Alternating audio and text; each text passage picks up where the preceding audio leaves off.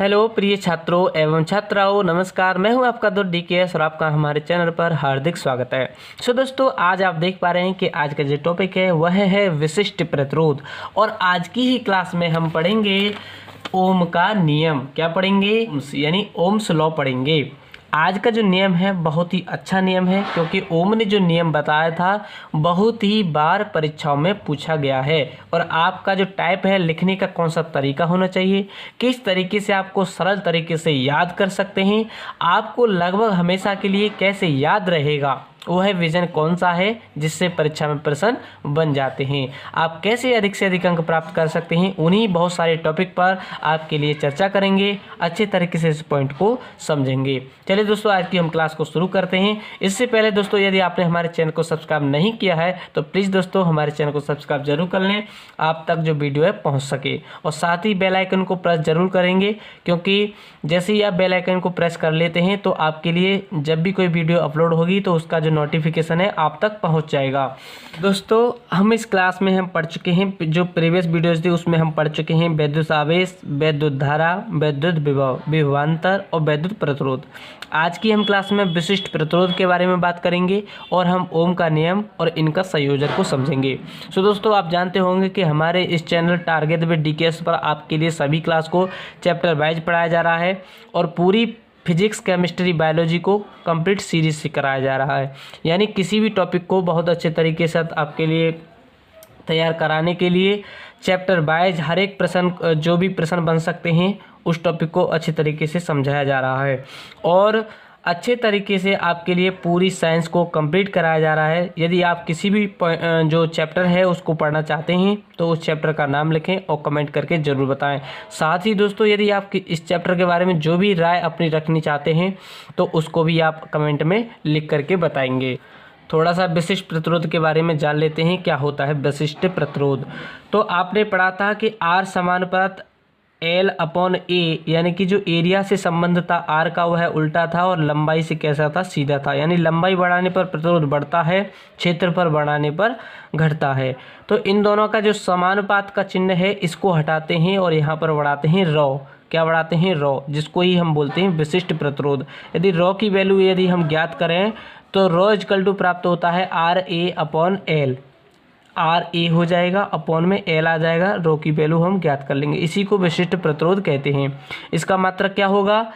ओम किसका मात्रक हो गया? R का, तो ओम हो गया, इनटू मीटर स्क्वायर किसका हो गया? एरिया, अपॉन मीटर, तो मीटर से 1 मीटर कट जाएगा और ओम मीटर इसका मात्रक होता है। बहुत बार परीक्षा में पूछा गया है कि विशिष्ट प्रतिरोध का मात्रक क्या है, तो आप उस पर ओम कभी कभी बहुत सारे छात्र टिक करते हैं। नहीं, आप यहाँ समझ लें कि ओम मीटर किसका होता है? विशिष्ट प्रतिरोध का होता है।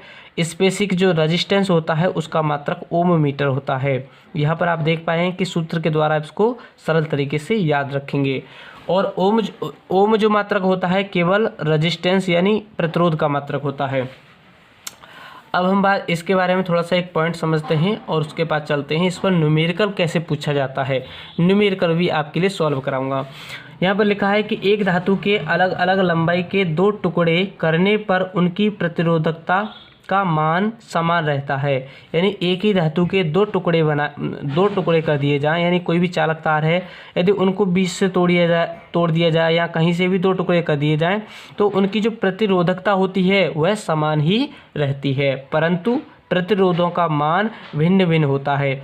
जो दोनों ही अलग अलग जो टुकड़े प्राप्त होंगे हमें, उनमें प्रतिरोध की मात्रा अलग अलग होगी। इस पर प्रश्न कैसे आता है उसको हम समझते हैं।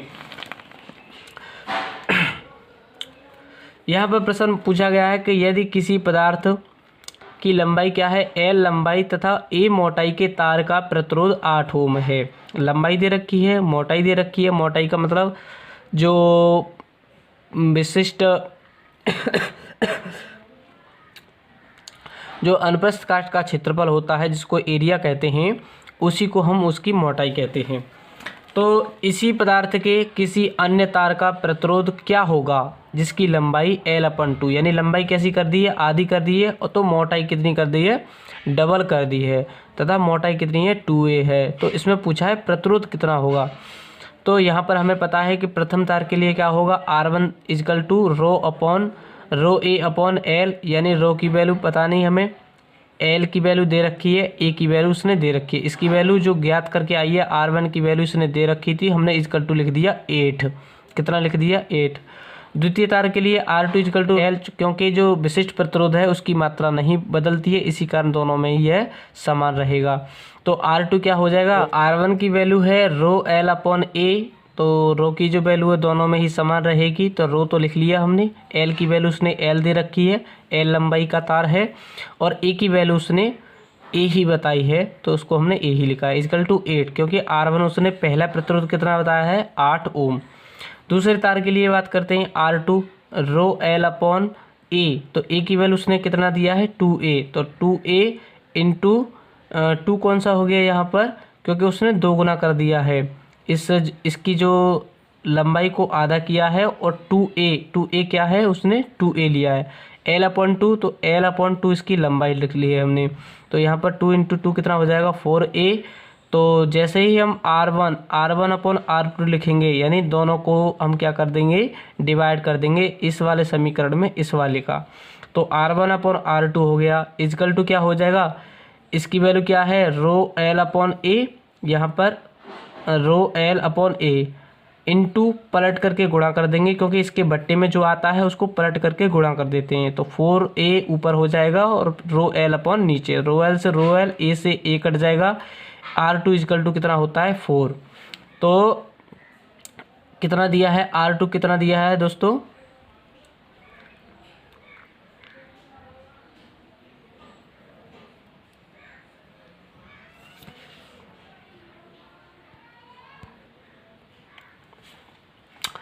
तो R1 अपॉन R2 कितना प्राप्त हो जाएगा 4, तो R1 की वैल्यू उसने 8 दे रखी है, तो R1 upon R2 is equal to 4 होगा, और 4 को नीचे ले आएंगे तो R2 सामने हो जाएगा, तो 8 अपॉन 4 इजकल टू R2, तो R2 की वैल्यू कितनी हो जाएगी 2 ओम। इस तरीके से इसका हमने प्रतिरोध ज्ञात कर दिया है। अब हम बात करते हैं कि ओम का नियम क्या है। सो दोस्तों अब हम समझते हैं ओम का नियम क्या होता है। ओम का नियम क्या होता है, बहुत ही अच्छा पॉइंट है, इसको आप अच्छे तरीके से याद रखेंगे, बार बार समझेंगे। यदि आप किसी भी टॉपिक को पढ़ते हैं तो उसको यदि एक बार में आपके लिए समझ में नहीं आ रहा है तो वीडियो को रिव्यू करें और दोबारा से देखें, जब तक आपके लिए वह अच्छे से पॉइंट क्लियर ना हो जाए। इस पॉइंट को बार बार लिखेंगे और अपनी कॉपी पर बार बार रिटर्न करने से आपके लिए यह अच्छा याद हो जाएगा, और इसमें जो लिखने के दौरान आपसे गलती हो जाती है वह गलती भी नहीं होंगी। क्या होता है इस पॉइंट के बारे में हम बात करते हैं। क्या होता है ओम का नियम, तो ओम से हमने लॉ लिख दिया है। यहाँ पर क्या है कि किसी धातु के तार में, कोई भी धातु का तार हो, प्रवाहित होने वाली विद्युत धारा, कोई भी धातु का तार हो सकता है, कितनी धारा, इसमें क्या है प्रवाहित होने वाली विद्युत धारा, जिसको किससे लिखते हैं हम I से, उस तार के सिरों के मध्य उत्पन्न विद्युत विभवांतर, इसने इसकी भी बात करी है, विद्युत धारा तथा विभव की बात करी है, के अनुक्रमानुपाती होती है। यानी कि जो विद्युत धारा होती है वह विभवांतर के सीधी सीधी समानुपात में होती है। यानी प्रोपोर्शनल टू किसके है, चाहे तो विभव की बात करें या धारा की बात करें, दोनों ही एक दूसरे से सीधा संबंध रखते हैं। विद्युत धारा की मात्रा बढ़ेगी तो यहाँ पर विभव भी बढ़ जाएगा, विभव बढ़ जाएगा तो विद्युत धारा की मात्रा भी बढ़ जाएगी। तो यहाँ पर क्या है, किसी चालक में प्रवाहित होने वाली विद्युत धारा तथा उस चालक तार के सिरों के मध्य विद्युत विभव दोनों एक दूसरे के अनुक्रमानुपाती होते हैं। इस तरीके से भी आप अपने शब्दों में लिख सकते हैं। तो V अपॉन I यहाँ से हम लिख सकते हैं V upon I is equal to 1 हो जाएगा, और जैसे ही हम इस जो प्रोपोर्शनल लिखा है इसको हटाएंगे तो यहाँ पर ले लेते हैं R क्या है कांस्टेंट है, इसी को तो हम रेजिस्टेंस कहते हैं। यही ओम का नियम है। यहाँ पर लिखा है कि 1827 ईस्वी में जर्मन के वैज्ञानिक ने इसको हमें बताया था। क्या बताया था, जॉर्ज साइमन ओम ने, इसका पूरा नाम है जॉर्ज साइमन ओम ने किसी चालक में प्रवाहित धारा तथा धारा क्या थी I तथा विभवांतर V में संबंध बताया। इसी संबंध को हम क्या कहते हैं, ओम का नियम कहते हैं। चाहे तो आप इस लाइन को इस नियम से पहले भी लिख सकते हैं। क्या लिखेंगे कि जॉर्ज साइमन ओम ने किसी चालक में प्रवाहित होने वाली विद्युत धारा तथा उस चालक तार के सिरों के मध्य उत्पन्न विभव V में संबंध जो होता है उसी को संबंध बताया, या वह जो संबंध होता है उसी को ओम का नियम कहते हैं। यदि किसी चालक की भौतिक अवस्था में परिवर्तन न किया जाए तो चालक के सिरों के बीच विभवांतर तथा चालकों में प्रवाहित विद्युत धारा का अनुपात नियत रहता है। इसका मतलब क्या है, मैं उसको समझाने की कोशिश करता हूँ। यदि किसी चालक का जो होता है उसमें कोई भी भौतिक परिवर्तन ना किया जाए तो वह चालक में जो जितना विभवांतर होगा, जितनी उसमें विद्युत धारा होगी, उन दोनों का जो अनुपात कभी भी ज्ञात करें तो वह समान ही रहेगा। इसको बात को आप याद रखेंगे, बार बार लिखेंगे तो आपको अच्छे तरीके से याद हो जाएगा। अब हम बात करते हैं कि जो प्रतिरोध है उनका संयोजन किस तरीके से होता है। तो आपको तो पता होगा कि सर इसका संयोजन जो होता है, प्रतिरोध का जो संयोजन होता है श्रेणी क्रम में भी होता है, समांतर क्रम में भी होता है। श्रेणी क्रम में सीरीज जो कॉम्बिनेशन होता है, कॉम्बिनेशन का मतलब होता है संधि, यानी कि संयोजन मतलब जोड़ना। तो इस प्रकार के संयोजन में एक समान धारा बहती है। जब भी कोई प्रतिरोध श्रेणी में समान श्रेणी में जुड़े हुए हैं, जो सीरीज श्रेणी है, श्रेणी जो एक ही श्रेणी है, तो उसमें क्या है, विद्युत धारा जो है समान धारा बहेगी। तो यहाँ पर लिखा है R1 प्रतिरोध एक जोड़ दिया है A और B के मध्य, R2 B और C, और R3 C और D के मध्य।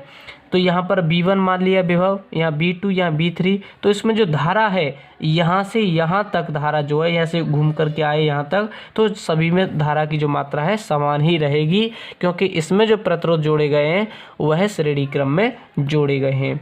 अब ओम के नियम से क्या है, वाई ओम्स लॉ क्या है, V1 इजकल टू क्या होगा IR, यानी विभव, पहला विभव कितना होगा B is equal to IR, V2 कितना होगा IR2, V3 कितना होगा IR3।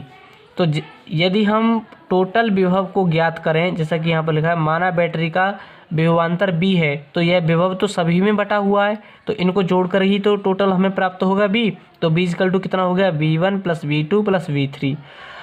यदि A और D, यहाँ लास्ट पॉइंट कौन सा है D, और पहला पॉइंट है A और D के मध्य उसने प्रतिरोध R बताया है, यहाँ तो प्रतिरोध 3 है, तो तीनों प्रतिरोधों को जोड़ना होगा। तब V इक्वल टू कितना होगा RI तो होगा, V इक्वल टू कितना होगा RI। तो R की वैल्यू कितना होगी R1 plus R2 plus R3।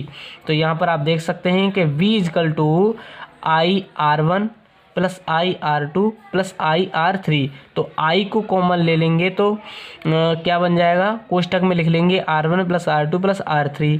तो R1 प्लस R2 जो R3 है, इसी की तो हम R कहते हैं, तो V इक्वल टू RI हमें प्राप्त हो जाएगा। इस तरीके से आप अच्छे तरीके से इसको याद रखेंगे।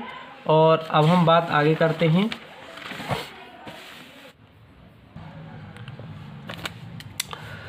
प्रिय छात्रों, अब हम बात करते हैं श्रेणी क्रम के जो महत्वपूर्ण पॉइंट हैं उनके बारे में हम बात करते हैं। अब हम समझेंगे कि जो श्रेणी क्रम होता है उसमें जब प्रतिरोधों को जोड़ा जाता है तो किस प्रकार से उस पर जो नए फैक्ट के अनुसार प्रश्न बनते हैं वह किस प्रकार से पूछे जाते हैं। तो चलिए इसको हम समझ लेते हैं। क्या है कि श्रेणी क्रम में जो श्रेणी क्रम होता है उसमें सभी प्रतिरोधों में समान धारा प्रवाहित होती है।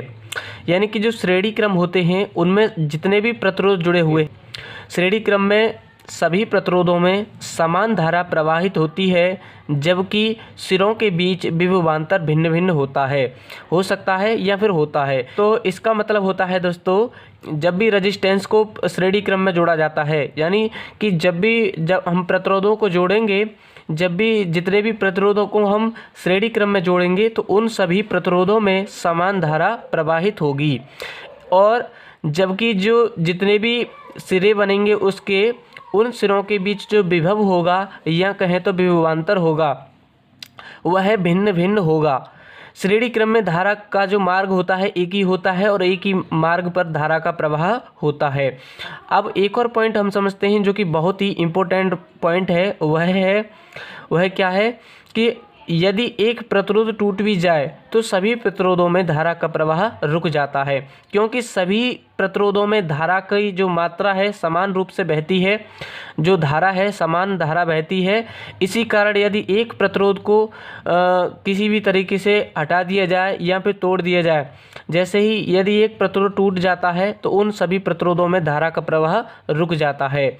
आगे बात करते हैं हम कि इसका प्रयोग कहाँ होता है। तो इसका जो उदाहरण है, सबसे अच्छा उदाहरण है कि जो घरों में प्रयोग होने वाली बल्ब जो होती हैं, उनमें जो लड़ी के रूप में बल्बों की जो लड़ी बनाई जाती हैं, उनमें जो उनकी सीरीज बनाई जाती है, उस सीरीज के में इसी श्रेणी क्रम का प्रयोग किया जाता है। यानी घरों में प्रयोग होने वाली बल्बों की लड़ी में श्रेणी क्रम का प्रयोग होता है। सो दोस्तों, इस पर जो जितने भी फैक्ट बन सकते थे उनको आप याद रखेंगे। अब हम समझते हैं कि जो पैरेलल कॉम्बिनेशन होता है उसके बारे में हम बात करते हैं, यानी कि समांतर क्रम या फिर कहें तो पार्श्व क्रम संयोजन कहलाता है। संयोजन का मतलब होता है कॉम्बिनेशन यानी कि जोड़। तो समांतर क्रम में किस प्रकार से जोड़ा जाता है, तो आप जानते हैं कि समांतर क्रम में जो प्रतिरोध, जितने भी प्रतिरोध होते हैं, यदि उनको हम जोड़ते हैं तो उनमें धारा की जो मात्रा है अलग अलग ही होती है। यानी कि सभी प्रतिरोधों में धारा भिन्न भिन्न प्रवाहित होती है, जबकि उनमें विभव की मात्रा, विभवांतर की मात्रा भिन्न भिन्न नहीं होती। इस जो समांतर क्रम होता है इसमें धाराएं तो भिन्न भिन्न होती हैं, लेकिन विभवांतर समान ही रहता है। जबकि हमने पढ़ा है कि श्रेणी क्रम में धारा की मात्रा समान रहती है और विभव जो है बदलता रहता है। जो विभव होता है वह अलग अलग ही होता है। इसमें क्या होता है, इसमें धारा की मात्रा समान नहीं होगी, इसमें धारा की मात्रा भिन्न भिन्न होगी, जबकि जो विभवांतर होता है उसकी मात्रा समान रहती है। अब हम बात करते हैं आगे इस पर जो महत्वपूर्ण पॉइंट हैं, जैसे कि माना कि यह एक प्रतिरोध है, माना कि यह प्रतिरोध है R1 R2 तथा R3 और धारा इनसे प्रभावित होती है R1 R2 R3। तो जो टोटल प्रतिरोध होगा, परिणामी प्रतिरोध जो होगा 1/R = 1/R1 + 1/R2 + 1/R3। यानी कि इनका जब भी हम इसको टोटल रेजिस्टेंस की वैल्यू प्राप्त करेंगे तो इनके 1/R ही लिखा जाता है। इसी तरह के क्रम को हम क्या कहते हैं, पार्श्व क्रम या फिर कहें तो समांतर क्रम कहते हैं। जबकि बात करें कि इस परपथ में जो धारा की मात्रा होगी कितनी होगी, जितने भी जो रेजिस्टेंस लगाए गए हैं उनमें धारा की जो मात्रा प्रवाहित हो रही है उसको हम काउंट कर लेंगे। माना कि R1 से I1 थी, R2 से I2 थी और R3 से I3 थी, तो इनको सभी को हम काउंट कर लेंगे तो हमें परिणामी धारा यानी कि कुल धारा की मात्रा प्राप्त होगी। यदि I1 को हम तोड़ लें V1/R1 में, क्योंकि I = क्या होता है V/R, तो I1 है तो V1/R1 + V2/R2 क्योंकि I2 है, V3/R3 = I की मात्रा हमें यानी कि टोटल जो विद्युत धारा है वह प्राप्त हो जाएगी। समांतर क्रम संयोजन में सभी प्रतिरोधों में भिन्न भिन्न धाराएं प्रवाहित होती हैं, जबकि जो आपने अभी पढ़ा था श्रेणी क्रम में धारा की मात्रा कैसी थी, समान थी। प्रत्येक प्रतिरोध के सिरों के बीच विभवांतर जो है समान रहता है, जबकि श्रेणी क्रम में अलग अलग रहता है। यदि एक प्रतिरोध टूट भी जाता है या कहें तो टूट भी जाए तो अन्य प्रतिरोधों में धारा प्रवाहित होती रहती है, क्योंकि सभी प्रतिरोधों में दोस्तों धारा की मात्रा अलग अलग ही होती है। यही कारण है कि जब भी कोई एक प्रतिरोध जो है टूट जाता है तो उसमें धारा का जो प्रवाह रुकता नहीं है, धारा कंटिन्यूअस प्रवाहित होती रहती है। इसका प्रयोग कहाँ होता है इसके बारे में बात करते हैं। उदाहरण क्या है इसका, घरों में जो होने वाली बिजली फिटिंग है उसमें समांतर क्रम या कहें तो पार्श्व क्रम पैरेलल कॉम्बिनेशन का ही प्रयोग किया जाता है। सो दोस्तों, आज की जो क्लास में दोस्तों आपने ये बहुत सारे पॉइंट पढ़े और आपको क्लास जो अच्छी लगी होगी, आगे भी दोस्तों आपके लिए वीडियो बहुत अच्छे तरीके से मिलती रहेंगी और थोड़ा सा सपोर्ट करती रहिए। आपके लिए जो वीडियो है बहुत अच्छे तरीके से मिलती रहेंगी। आज की क्लास में दोस्तों इतना ही। यदि आप किसी भी चैप्टर को पढ़ना चाहते हैं तो उस चैप्टर का नाम लिखेंगे और कमेंट करके ज़रूर बताएंगे। आप अपनी जो फेयर कॉपी है उसको अच्छे तरीके से तैयार करते रहेंगे। जो आप अपनी तैयारी कर रहे हैं उसके लिए एक फेयर कॉपी जो तैयार करते हैं उसको आप अच्छे तरीके से लिखेंगे और जिस भी आंसर को आप याद करना चाहते हैं उसको अधिक से अधिक बार लिखें ताकि वह आपके लिए अधिक से अधिक जो लिखने में कुछ शब्द मिस्टेक हो जाते हैं वह सुधर जाएंगे, यानी कि वह सही हो जाएंगे। तो चलिए दोस्तों, आज की क्लास में इतना ही। थैंक यू दोस्तों।